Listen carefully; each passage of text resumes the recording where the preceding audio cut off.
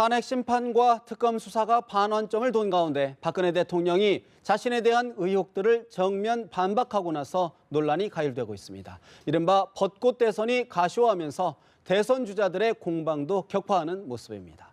최창렬 용인대 교수, 김우석 미래전략개발연구소 부소장 두 분 모셨습니다. 어서 오십시오. 안녕하세요. 네. 말씀드린 대로 박근혜 대통령 어제 보수 성향의 한 인터넷 매체를 통해 최근의 사태가 오래전부터 기획된 느낌을 받았다라고 사실상 음모론을 제기했습니다. 모든 의혹에 대해서도 조목조목 반박을 했는데요. 파장이 적지 않아 보입니다. 야당들의 반응 먼저 듣고 질문드리겠습니다. 설 앞두고 다시 한번 국민을 분노하게 만드는 아주 묘한 재주가 있으십니다. 대통령의 인식에 대해서 정말 기가 막히고 코가 막히다 이렇게 말씀을 드립니다.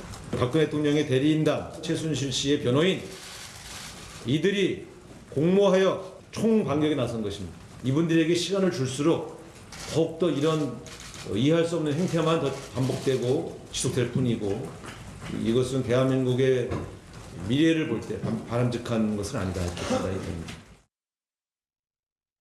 박 대통령 측은 박 소장의 3월 13일 선고 발언에 대해서 노골적으로 헌재를 비판했습니다.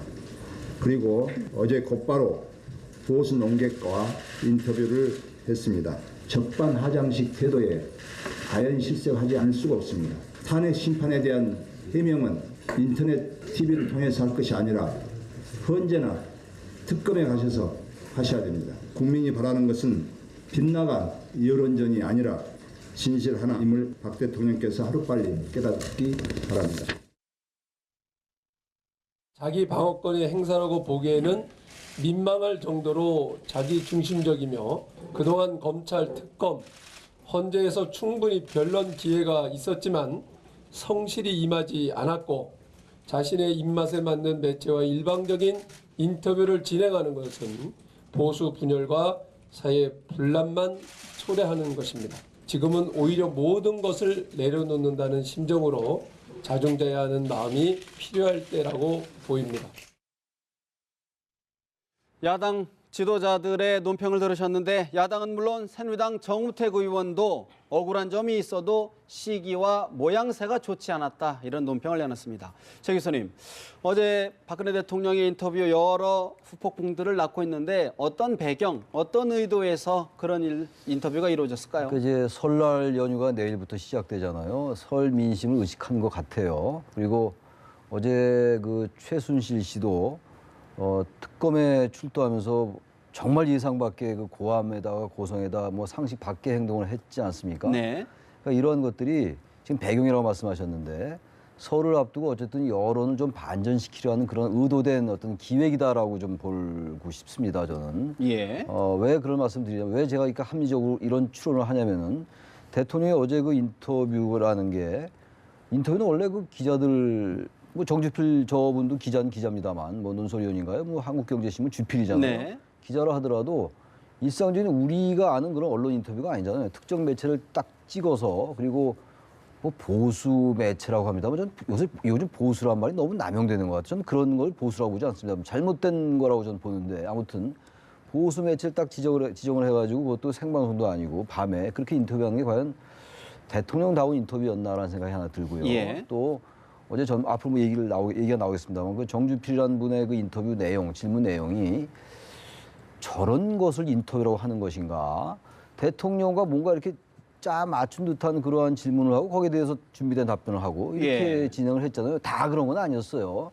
그런 걸 하나 지적하고 싶어서 그건 대단히 부적절했다. 인터뷰의 내용도 그렇고 방식도 그렇고 또 하나 문제는 어떤 그 얘기 뭐 국정농단 의혹은 거짓말로 쌓아올린 거대한 산이다. 뭐 사건의 기획 관리가 다 돼 있다 이런 얘기들 하고 이걸 들으니까요. 그때 최순실 씨가 왜 그 독일에서 그 신문사 기자 불러가지고 인터뷰했었잖아요. 귀국하기 전에. 네. 그게 좀 생각이 나요. 자신에게 유리한 쪽의 기자들을 불러서 기자와 인터뷰하는 이러한 행태들 대단히 일맥상통하는 것 같고요. 예. 어쨌든 전반적으로 설을 의식해서 여론을 좀 반전시키고 국민들에게 뭔가 동정 여론을 좀 이렇게 환기시키려 하는 것이 아닌가라고 생각이 되는데 특검의 내용을 거의 전면 부인했고 또 하나 드리고 싶은 말씀이 어제 뭐 군 얘기도 하고 뭐 정윤의 미래서 이런 걸 규제 주필이 직접 질문을 했잖아요. 뭐 그건 나중에 또 이렇게 뭐 그 직구준 질문에 또 답해줘서 감사하다 이런 얘기도 하더라고요.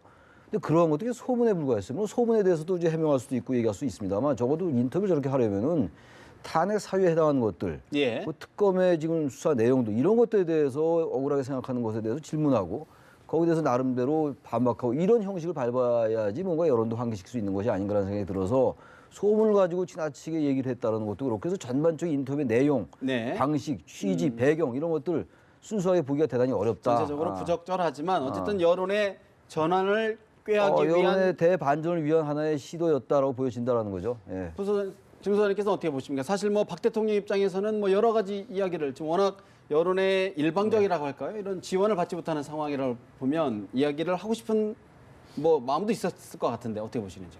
억울한 측면이 있겠죠. 본인이 생각하기엔 억울한 게 있을 것입니다. 그리고 출입 기자들 얘기도 확신범이다 이렇게 얘기를 하는데 실제적으로 지금 그 팩트를 주로 따지면은 네. 확실하게 조금 그 미진한 부분들이 있는 거예요. 그런데 그것들이 아까 얘기했듯이 구판 논쟁이니 뭐 이런 미래래니 이런 것들이 그 사안만 보고는 계속 있었기 때문에 예전에도 그런 얘기들이 있었기 때문에 이게 고도로 기획된 거다 이렇게 얘기를 할 수는 있겠죠. 본인이 생각하기에. 그러나 그거는 어느 정도 경광부회다라고 하는 생각이 들고 그 많은 매체와 이 상황에서 그 촛불 민심 이런 것들이 계속 몰고 가는 그 누군가 기획자가 있었다면 그렇게 일사불란하게 갈 수는 없었을 거다 이런 생각이 들고요. 그런 면에 있어서는 확실하게 이게 뭐 거기에 대해서 얘기를 하는 방법도 좀 기획돼 있는 거 아닌가. 네. 뭐 인터뷰나 이런 것들도 그렇고 형식 자체가 예, 그렇고 또 어제 그 최순실 씨의 대응이나 아니면은 변호인단의 대응 이런 걸 보면 거기에 대해서도 굉장히 기획된 대응을 하고 있는 거 아닌가 이런 생각도 들어요. 그러나 지금 이 부분은 사소하게 이런 것들을 따지고 이런 상황은 아닌 것 같습니다. 네, 지금 이 부분은 결과적으로 이 모든 책임을 누가 질 것이냐 그리고 어떻게 넘어갈 것이냐라고 하는 부분들에 대해서 대통령이라고 하면 좀 더 심사숙고할 필요가 있겠다. 그래서 새누리당에서는 억울한 부분도 있겠지만 지금은 좀 자중자애해 달라라고 하는 얘기를 하는 것도 네. 사실은 그런 측면이 있는 것 같아요. 지금은 사실 대통령이 반론을 펴거나 이러는 것보다는 당당하게 수사에 임하고 또 책임지는 모습을 그래서 인용이 되더라도 탄핵 안이 인용이 되더라도 나는 지금 이 상황에 대해서는 판결과 관계없이 일정 정도 내가 거취를 얘기를 하겠다 이렇게 해가지고 대선 자체가 대선 일정 자체가 불확실하고 불안정하고 이런 상황을 좀 본인이 좀 선을 그어가지고 그 가시적인 좀 스케줄이 좀 나왔으면 좋겠다는 그렇다 생각이 드는 그러면 거죠. 보수층의 재결집을 노린 여론전이다 이런 분석은 어떻게 보십니까?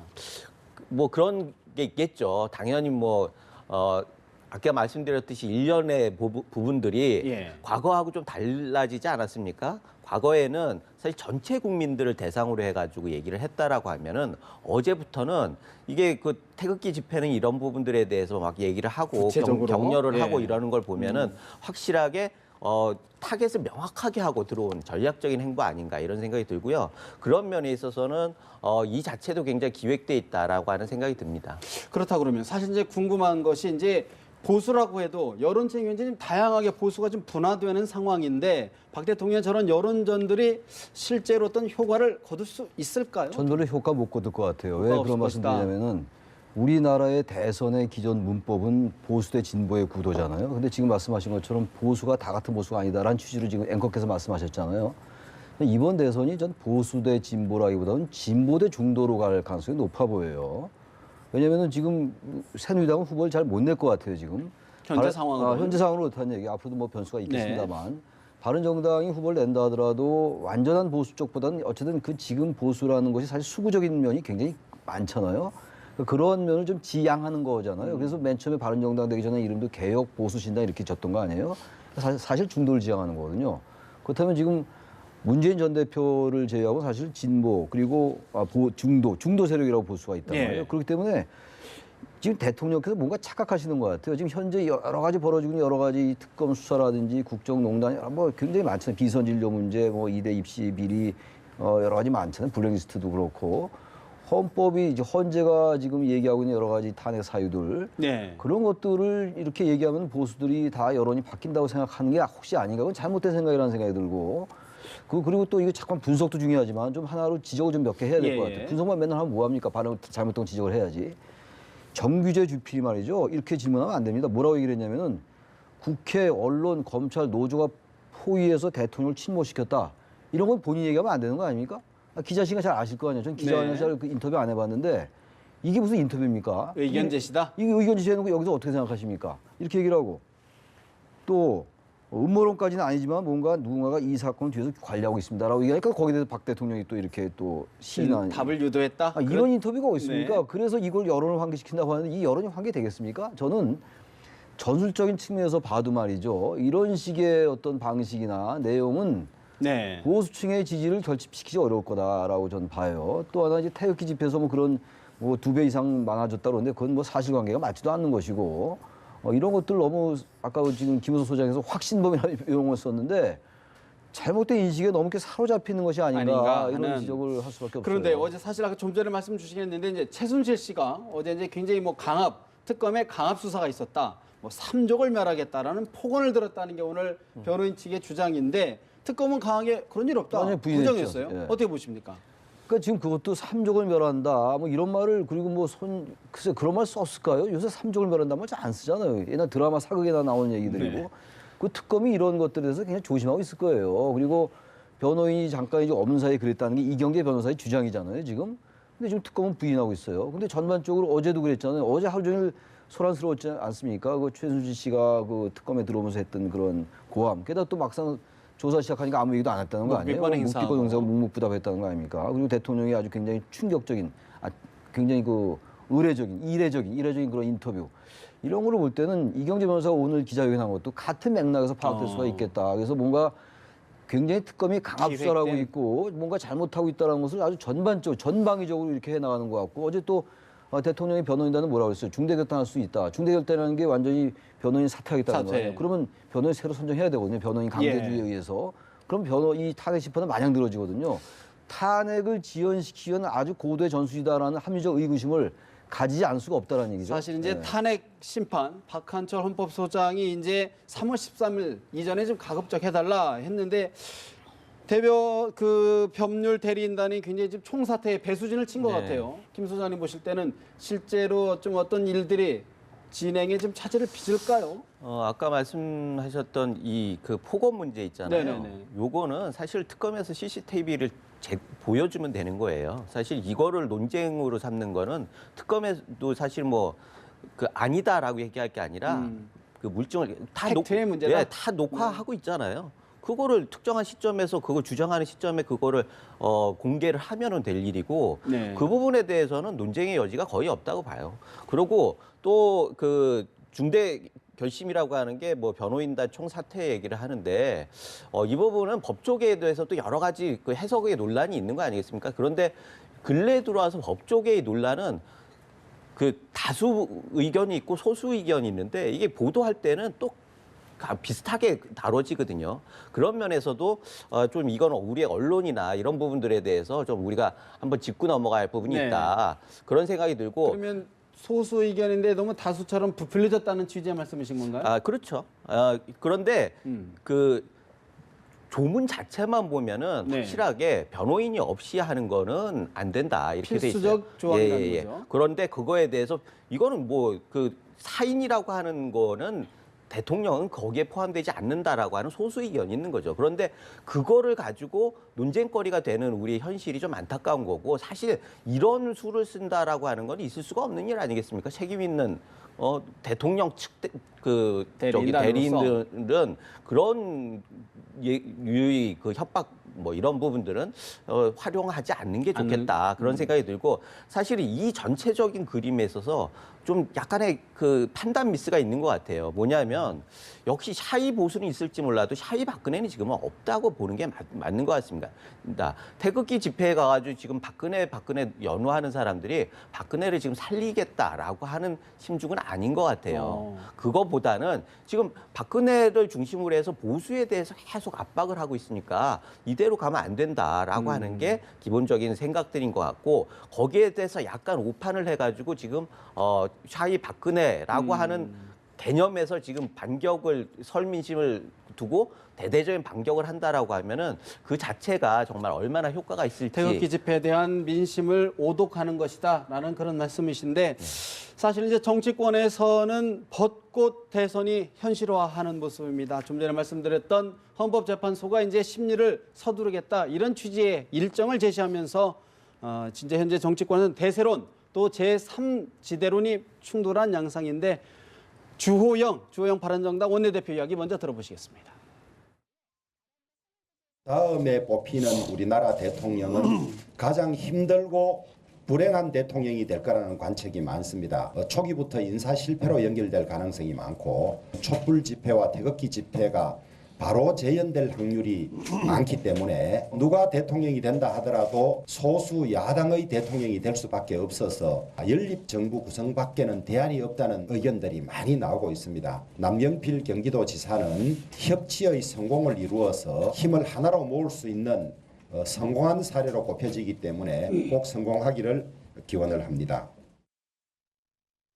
바른정당 주호영 원내대표 다음 뽑히는 대통령 가장 힘들고 불행한 대통령이 될 것이다. 협치와 연립정부 구성밖에는 대안이 없다라고 주장을 했습니다. 최 교수님, 현재 상황을 보면 범여권, 범야권 지대가 좀 분열해서 대선 레이스를 이렇게 좀 가고 있는 형국인데 전국적으로는 어떤 구도로 좀 갈 것으로 보시는지. 쉽지 않죠. 지금 이제 뭐 4말 5초, 그러니까 2말 3초에 탄핵이 인용이 되고 4말 5초에 이제 4월 말이나 5월 초에 대선을 친다 이런 얘기인데 뭐 그렇게 될 가능성이 뭐 두고 봐야지 알겠죠. 네.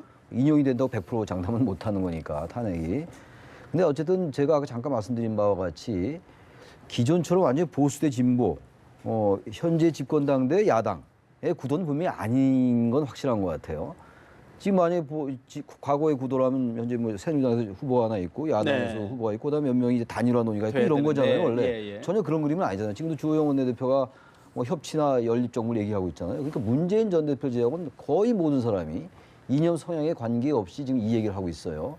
이렇다는 얘기는 뭐냐면 문재인 대 비문재인 구도는 현재 프레임이고 네. 이 비문재인 구도가 어떻게 되느냐에 따라서 정리가 대선 되느냐. 구도가 달라질 것 같아요. 다시 말하면 중도 진보에서 이게 분열될 수도 있고 중도 보수에서 이렇게 다시 협치가 될 수 있고 그래서 중도 진보와 중도 보수에서 이른바 스몰 텐트들이 이 중도 진보에서 파생되는 스몰 텐트, 중도 진보, 중도 보수 양쪽에서 파생되는 스몰 텐트들이 막 뭉쳐서 빅 텐트가 되면 여기서 만약 후보가 하나 나온다. 예. 그럼 이 후보가 문재인 전 대표와 대결하면 양강구도가 될 수가 있겠죠. 이렇게 되면 이제 이게 제가 아까 말씀드린 보수 대 진보가 아니라 중도 대 진보의 구도가 된다는 거예요. 중도 대 진보의 대결이다. 그러니까 기존의 문법처럼, 기존의 프레임처럼, 기존의 선거 구도처럼 완전히 보수 대 진보, 또 진보 대 보수, 또 여당 대 야당 이런 구도로 안 갈 가능성이 많다라는 거고요. 예. 이렇게 구도가 되면 뭐 승산이 어디 있을지 알 수 없죠. 지금 현재로서 어쨌든 문재인 전 대표가 이미 그때 박스를 못 벗어 30% 박스를 못 벗어난다 그러는데 이미 좀 벗어나 있어요 지금 조금씩.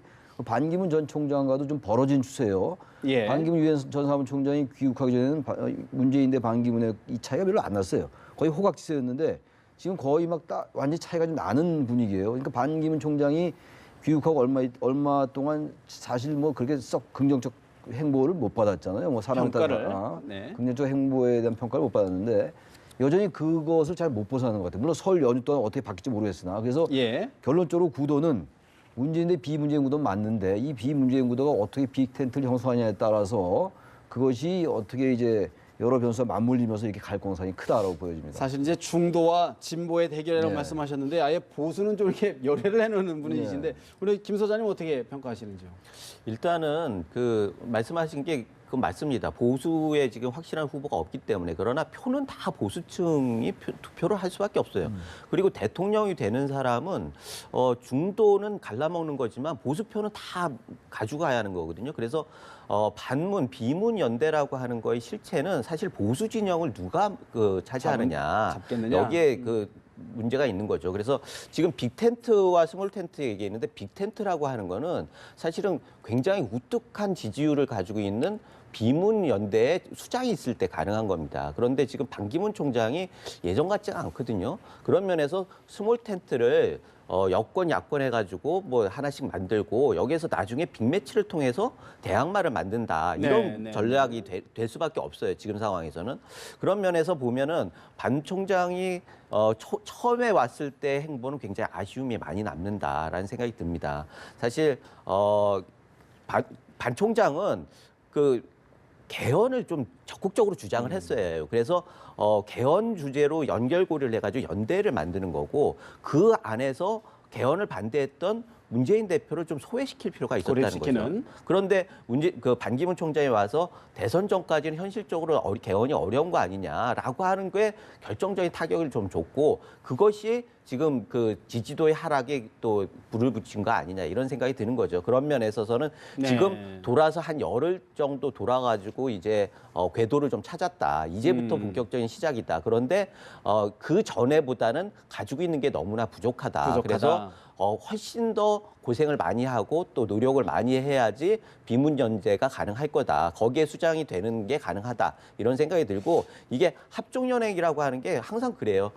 중국에서도 전국 시대에서 통일 왕조인 진나라를 세우기 위해서 합종책과 연행책이 항상 경쟁을 해왔거든요. 지금은 문재인 쪽에서는 야권 연대라고 하는 것들을 그 연행책으로 얘기하는 거고 비문은 그 합종책이라고 하는 걸 그 주장하는 거죠. 네. 여기에서 누가 정치력을 발휘해서 결국 이걸 여권에느냐? 낼 것이냐 여기에 그 포인트가 다 있다. 사실 이제 반기문 전 총장 어제 언론인들의 모임인 관훈 클럽 토론회에서 문재인 전 대표를 향해 굉장히 겨냥을 했어요. 개헌 이야기도 했는데 먼저 이야기를 좀 들어보시고 추가로 질문드리겠습니다. 국민들이 이렇게 시리에 빠지고 그렇죠. 또 지도자들에 대해서 실망을 넘어서 분노를 하고 국민들이 표출했거든요. 이런 것이 사실 우린 4.19 때 일어났고 5.18 때 일어났고 실망스러운 거는 제가 와서 이제 그런 식의 그 기준을 내고 이래서는 안 됩니다. 이렇게 얘기를 하고 있는데 이런 것이 그렇게 딱 그 실감이 안 온다 이런 얘기입니다. 이제 우리 국민들 마음에 아니 구체적인 걸 내놔라 실감이 안 온다. 그러니까 참이 답답한 거예요. 어제 받는 토론회에서 반기문 총장님이 하신 문재인 후보에 대한 공격이나 정치적 언술들은 기존 정치인을 뺨칠 정도의 사람이구나 하는 느낌을 주었습니다. 새로운 정치 신인으로서의 신선함과 새로운 구상, 새로운 해법을 제시하시는 데는 실패했다고 보고요. 설 지나면 본격적으로 야권 후보들 사이의 관계를 어떻게 정립할 것인가. 그게 공동 경선이든 후보 단일화든 혹은 야권 통합이든 구도를 어떻게 정리할 것인가에 대해서 이제는 좀 얘기할 때가 되지 않았느냐. 반기문 전 유엔 사무총장 국민들 마음에 실감이 안 온다. 구체적인 걸 내놓으라고 하는데 참으로 답답하다라고 토론을 했습니다. 민주당 우상호 원내대표 노회한 정치인의 언술이다. 기존 정치인 뺨칠 정도다라고 평을 했습니다. 조 교수님, 사실 이제 어제 관훈 클럽 토론회에서 대선 전 개헌 안 된다는 거 핑계다라고 문재인 전 대표를 직접 겨냥을 했거든요. 어떤 빅텐트든 뭐가 매개차가 될까요? 그 개헌을 고리로 한 뭐 연대 얘기는 뭐 수도 없이 나온 얘기니까 뭐 더 이상 반복할 필요도 없을 것 같고. 근데 지금 뭐 아까 4월 말 5초 얘기했잖아요. 4월 말이나 5월 초에 대선 얘기를 했는데 4월 말이면 지금 시간이 별로 없잖아요. 없죠. 그리고 개헌은 뭐 지금 뭐 개헌 특위가 있고 그리고 국회에 워낙 안들이 많기 때문에 정치인들이 결단만 할 수 있다라고 얘기하는데 전반적인 개헌의 당위성에 공감을 합니다만 바로 결단하기 어려워요, 정치인들이 지금. 예. 바로 그래서 저는 항상 하는 얘기입니다만 대선 전에 개헌이 상당히 어려운 게 현실입니다. 반기문 전 총장이 그런 것들을 알고 그렇게 얘기했던 것 같아요. 지금 이제 개헌을 고리로 해서 연대하는 건 쉽지 않아 보이고 단지 이런 방법이 있을 것 같아요. 개헌은 어쨌든 해야 된다. 개헌을 해야 된다라기보다는 어쨌든 한국 사회가 바뀌어야 된다. 거기에 이제 개헌이 포함되어 있는 거죠. 하나의 방법으로. 권력 구조도 바꿔야 되는 것이고 지방 분권도 해야 되는 것이고 기본권도 보장해야 되고 이런 거잖아요. 그래서 대선에 나오는 사람들이 뭐 여러 명이 지금 거론되고 있지 않습니까? 예. 대선 후에 어떻게 할 것인가는 분명히 어느 정도 공약의 형태가 되든가 아니면 러닝메이트 형태가 되든가 뭐 책임 총리 누구를 한다든지 뭐 이렇게 해서 개헌의 버금가는 효과를 낼 필요는 좀 있다고 봅니다. 있지만 그러나 당장 네. 대선 전에 개헌이 정확하게 돼서 그 바뀐 헌법에 의해서 뭔가 치러지기는 사실상 어렵지 어렵지 않는가라고 않나. 생각합니다. 그런 측면에서 반기문 전 총장 이번 설 연휴 기간에 손학규 전 대표를 만난다고 그래요. 지금 거의 이제 만나는 것처럼 지금 굳어진 상황인데 이것에서는 어떤 의미를 찾을 수 있을까요? 진전된 합의? 나름 변수가 될 수가 있겠죠. 지금 문재인 대 반문재인 구도에서 제3지대 이른바 비패권지대에서 연대가 아니면은 문재인 전 대표를 지금 상대하기가 어려운 게 현실이잖아요. 지금 예, 예, 지지율로 볼 때 말이죠. 네네네. 그렇다면은 지금 반기문 전 총장이 여러 명을 만나고 있잖아요. 그래서 손학규 전 대표도 이 지금 제3지대 연대에서 대단히 핵심적인 키맨이에요, 지금. 예, 예. 그 반기문 대 손학규의 연대가 어떤 형태로든 간에 고리를 튼다면은 그럼 상당히 이 대선 구도가 요동칠 수 있죠. 이른바 정계 개편의 가능성이 있긴 있습니다만 문제는 역시 반기문, 손학규, 안철수 이런 주자들이 예. 과연 정확하게 합의해서 단일화할 수 있을 것인가 중도 후보로서 그런 것도 역시 쉽지 않아 보이기도 해요. 이해관계를 과연 어떻게 잘 여건에서 조율해내느냐. 관건이다. 어떻게 보시는지요? 아까 그 우상호 원내대표가 예. 신선함은 없어지고 기존 정치인 뺨치기 됐다. 그건 뭐 어떻게 보면 칭찬일 수도 있는 거예요. 반기문 총장에 대해서는. 어차피 신선함으로 승부 보기에는 지금 지지율로는 그걸 극복하기는 굉장히 힘듭니다. 새로운 모습을 보여주는 것보다는 결국은 기존에 있는 정치권에 있어서의 담론들을 어떻게 엮어내느냐. 그거에 지금 핵심이 있는 거죠. 그 중에 하나가 아까 말씀드렸던 개헌인 거고 예. 개헌을 하는 데는 구체적으로 동조 세력들이 필요하단 말이죠. 지금 박지원 대표는 뭐 좀 그 거리를 두고 있는 거예요. 그런데 지금 그 개헌론자라고 하면 손학규, 김종인, 정의화 이런 분들이 개헌론자들이란 말이죠. 그러면은 처음에 왔을 때 이런 분들을 만났어야 하는데 사실은 약간 거리를 둔 게 약간 미스테이크라는 실책이었다. 거고 그런데 지금이라도 뭐 한 열흘 정도 시간인데 다시 해서 한다라고 하면 그거야 뭐 탓할 수 없는 일이고 어찌됐든 정의와 이분은 여권 분이고 지금 손학규, 김종인 두 분은 야권 출신의 분이란 예, 말이죠. 예. 그래서 충분히 이분들을 매개로 해가지고 야권의 비문연대가 가능하다라고 하는 측면에서는 굉장히 유의미한 카드다라는 생각이 듭니다. 사실 오늘 이제 박원순 서울시장이 대선 불출마를 선언을 했어요. 손학규 전 대표 패권의 벽을 노출한 것이다라고 얘기했는데 김 소장님, 네. 사실은 이제 박원순 서울시장의 불출마, 야권 어떤 경쟁 구도에 어떤 변화가 있을까요? 사실 그걸로 인해서 변화가 있기보다는 네. 지금 야권에서의 경쟁 구도가 가지고 있는 불공정한 기울어진 운동장이라고 하는 걸 현상적으로 보여주는 거죠. 네. 그런 면에서 박원순 시장이 정치를 잘 몰랐다 이런 것들은 사실 굉장히 의미가 있어요. 박원순 시장 같은 경우에는 처음에 들어올 때도 안철수 그 전 대표가 양보를 해가지고 들어올 수 있었던 거 아닙니까? 그리고 자기 스스로가 뭔가 험난한 길을 뚫고 가기가 쉽지가 않았다는 거죠. 그런 면에서 박원순 시장 경우는 뭐 그렇다 치고 그 다음에 또 비슷한 처지인데도 약간 차이가 나는 게 안희정 지사란 말이에요. 네. 안희정 지사는 사실은 지금 문재인 대표하고는 같은 식구라고 해도 과언이 아니고 사실 어떻게 보면은 그 다음 차차기를 노린다라고 하는 측면에서 페이스메이커로의 역할을 반정할 수도 있는 거고 만약에 문재인 대표가 무너지면 다음은 자기다라고 하는 게 깔려 있단 말이죠. 그러나 박원순 시장 같은 경우에는 그런 다음이 선택지가. 없기 때문에 사실은 굉장히 어려운 처지에 있다 이런 생각이 듭니다. 그 부분이 근데 어떤 비문연대를 촉발할 수 있는 가능성은 없을까요? 촉발. 예를 들어서 뭐 김부겸, 뭐 이재명, 뭐 넓게는 여권까지. 근데 비문연대가 어떻게 되겠어요? 이재명 시장은 지금 민주당에 속해 있는데 네. 민주당을 이탈하지 않고서 어떻게 비문연대를 하겠어요? 그러니까 지금 이제 뭐 문재인 대표 대 비문재인이다 이 얘기는 많이들 하는데 네. 저도 하고 그럽니다만 이재명, 박원순 뭐 일단 불출마 선언했습니다만 이재명, 안희정, 김부겸 굉장히 많잖아요. 이쪽에 또 바른정당 남경필도 있고 유승민도 있고 남경필 지사 같은 말이에요. 경우는 잠시도 이제 스튜디오에 그렇습니까? 출연을 해서 남지사도 있고 유승민 대표도 있고 유승민 뭐 저기 의원도 있고 그런데 이 비문연대를 이걸 다 구성하기가 전 쉽지 않아 보여요, 솔직히.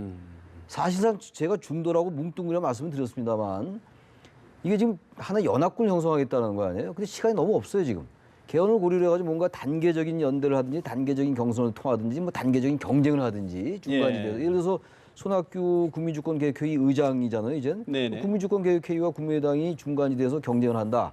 둘이 단일화 하나 해서요. 두 사람이 단일화 이른바 해서 스몰 텐트를. 반기문 이 스몰 텐트 말이잖아요. 네. 그다음 반기문 총장과 다시 스몰 텐트 이쪽에 그러니까 반기문 총장과 남경필 지사라는 유승민 이쪽에 또 스몰 텐트 해가지고 합친다. 네. 그 이제 이재명 시장이나 이런 사람들 그 민주당이니까 거기서 한 명이 되는 거잖아요. 이 민주당이 갈라질 확률은 거의 없으니까. 예. 이렇다면 이게 이제 빅텐트가 되는 건데 이 그림이 대단히 되겠느냐. 단계가 복잡하고 시간이 너무 짧다는 거예요. 지금. 알겠습니다. 네. 사실 오늘 바른정당에서는 유승민 의원이 대선 출마를 선언했는데 대선 지형에 어떤 변화가 있을지 주목해봐야 될 것 같습니다. 오늘 두 말씀은 여기서 줄여야 될 것 같습니다. 말씀 잘 들었습니다.